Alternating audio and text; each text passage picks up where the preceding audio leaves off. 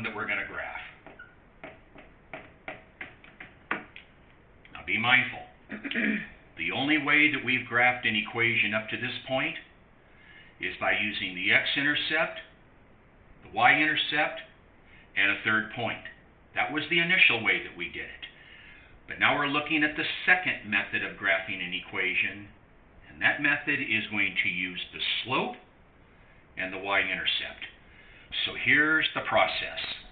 I don't have the time to write down all of the steps, so I'm going to say them clearly. Step number 1, to use the slope and the y-intercept to graph. Step 1, you need to make sure that the equation is solved for y. You need to make sure that the equation is written in slope-intercept form. Number 1 is already solved for y, therefore it is written in slope-intercept form. Here's your slope, and positive 4 is your y-intercept. So step number 1, make sure the equation is solved for y. Once it's solved for y, we go to step 2. And step 2, we identify both the slope and the y-intercept from the equation. Now I'm going to bring down the small case letter m. Here's our slope. Here's going to be a key little piece. When you identify the slope, which in this case is 3, you want to make sure that you write that slope as a ratio of rise to run. You don't want to just write it as m is equal to 3. You want to show the ratio of rise to run. So it'll be done in this way on number 1. The slope is 3. We will write it as a ratio of rise to run. Put 3 as the rise and write it over 1. People just don't write down m as 3. You got to write it as a ratio. In this case, the slope is 3. Write it as 3 to 1. Put the word rise there and put the word run there. That'll help. Now I'm going to put a semicolon. Next thing, we're going to identify our y-intercept. Positive 4 is the y-intercept, but when we write it, we want to write it as an ordered pair. And as Kristen is just going to show you right here, that's a y-intercept written as an ordered pair. That is 1, that is 1. So when we come over here and we write the y-intercept as an ordered pair, you make your parentheses. Your x value is always 0, and your y value, or your b, is this positive 4. It goes right there. Now here's our data. There's the slope written as a ratio of rise to run. There's the y-intercept. Now we're going to come over and take this data and we're going to graph it on a coordinate plane. So I'm going to scooch my chair back. She'll bring the camera kind of back and forth here a little bit. I'll come back over here.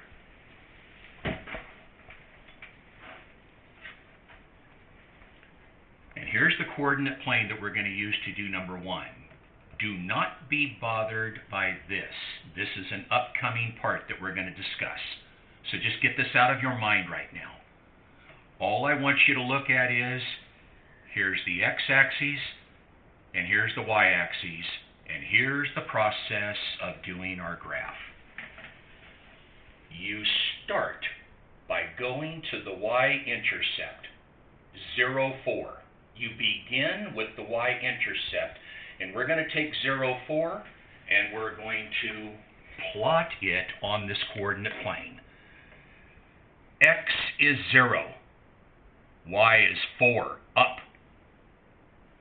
2, 3, 4. Put a bold point right there.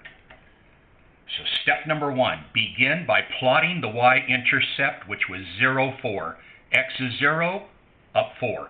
There's the y-intercept. Now we'll come back so that your eyes can look at the slope.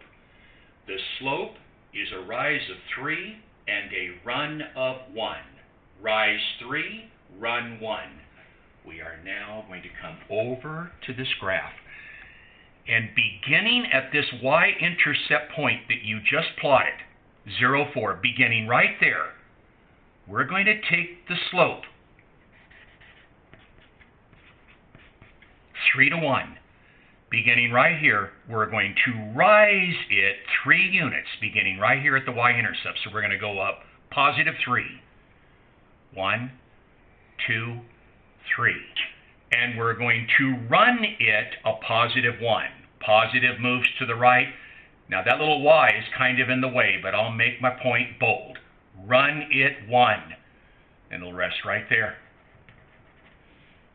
Now let me go back to the beginning before I make the line.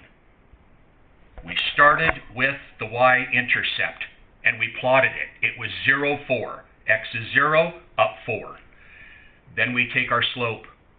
It's a rise of 3, so I'm going to rise 3. Right from this point. 1, 2, 3, and run it positive 1. There. There's our second point. There's our first point. Get your straight edge out and line up those 2 points and make your line. Put arrows on each end. You have the graph of that first equation that we just did. That's the graph using the slope and the y-intercept. We'll go back and we'll do number 2. Here's number 2. Y is equal to a negative 1x minus 3. First thing that I would do, notice it's already in slope-intercept form. It's solved for y, and we need it solved for y. But our slope is a little bit abstract, so we'll insert that coefficient. That slope is negative 1. Now, because it's already in slope-intercept, let's identify the slope and the y-intercept. Slope is negative 1, but we're going to write it as the ratio of rise to run, so we'll put negative 1 over 1. Negative 1 divided by 1 is still negative 1, but we now have a rise and we have a run. The y-intercept, people, the y-intercept is more than just negative 3.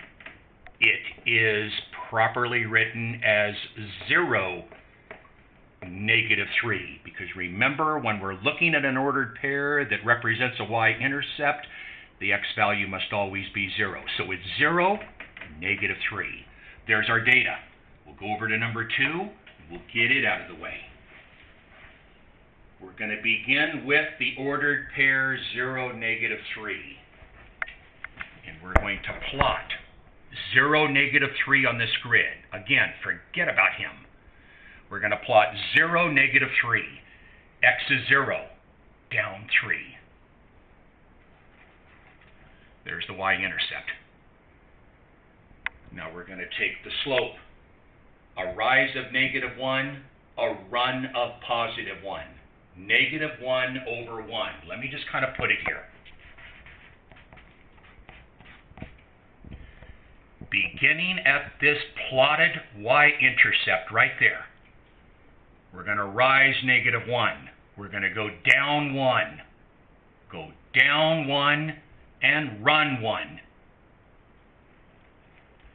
Now, I didn't do what I'm about to do. I didn't do on the first one, but I'm going to do it here. Right there, you can do another slope. Right from that point, go down 1 and run 1. And those 3 points are lined up beautifully. You set that straight up edge against those, make your line, arrows on each end, the graph. The graph of number 2. Okay on time? Beautiful. Let's go to number 3. Number 3. Little different. 2x minus 3y is equal to 9. Take a look at it. Step number 1. We need to solve the equation for y if necessary. It's necessary. It wasn't necessary on problems 1 and 2, but it is necessary on number 3. So we need to solve this equation for y. So start transposing some things. This 2x term, he's unwanted. He's got to move. We got to get y alone. So get rid of that positive 2x by opposite.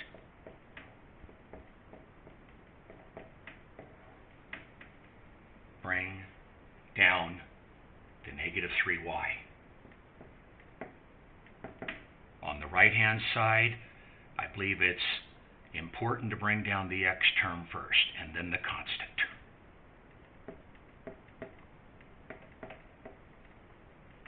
Now we got to get rid of the coefficient, because we got to solve it for y. Over negative 3, over negative 3, over negative 3. Y is equal to, people, negative divided by negative, a positive 2/3 x, negative 3. Now it's solved for y. Now it's in slope-intercept form. Let's identify our slope. We don't have to create a ratio for this one. We've got it. The slope is 2/3. 2 will be rise, 3 will be run. Y-intercept, 0, him. And there's our data. Now we're going to take that data and we're going to graph the equation, beginning with the y-intercept. The y-intercept is 0, negative 3. So we're going to come over here and we're going to plot 0, negative 3. X is 0, down 3. There's the y-intercept. Now we'll take our slope, and our slope is 2/3, 2 to 3. Beginning at that y-intercept, rise 2, run 3. Rise positive 2, up. 1, 2, right there, right now. Run positive 3, go to the right. 1, 2, whammo.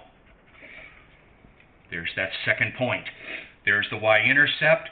There's the second point that we get as a result of rising and running.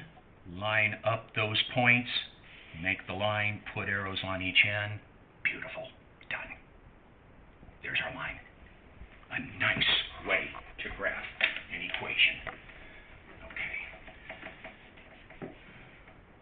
Ordinarily, it's 3 times the charm, but we're going to do 4. Okay, here it is.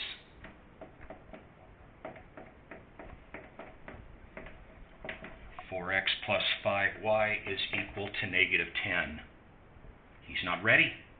We've got to solve him for y. Got to go. Opposite. Bring down the positive 5y.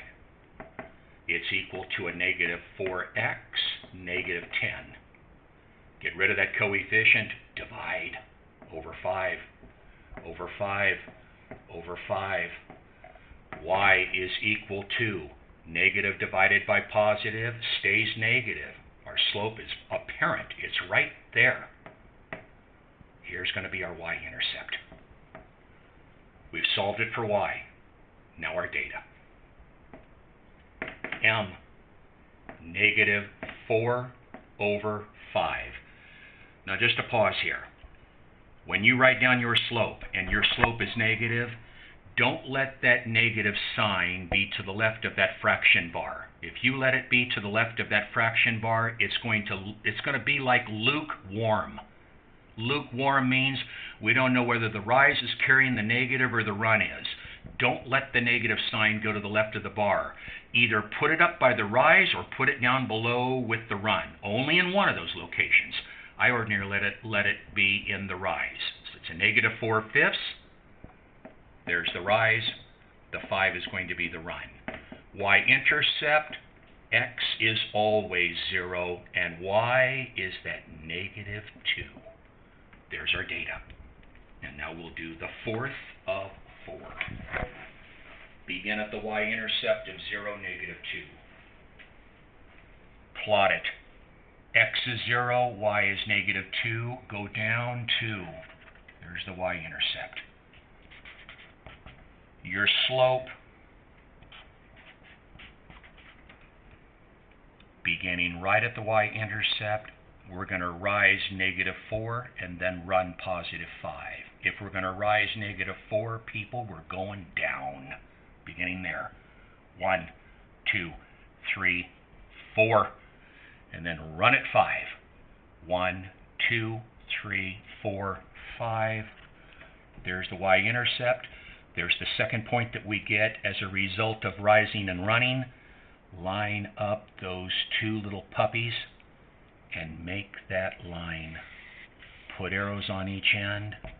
Done. 1, 2, 3, 4. There's letter B. Now I believe we'll close it off here and we'll reunite. I'm amazed that I got through both A and B on this one little thing. Hope you caught it. You just keep viewing it. It'll be fine. We'll reunite and we'll do C, D, and E.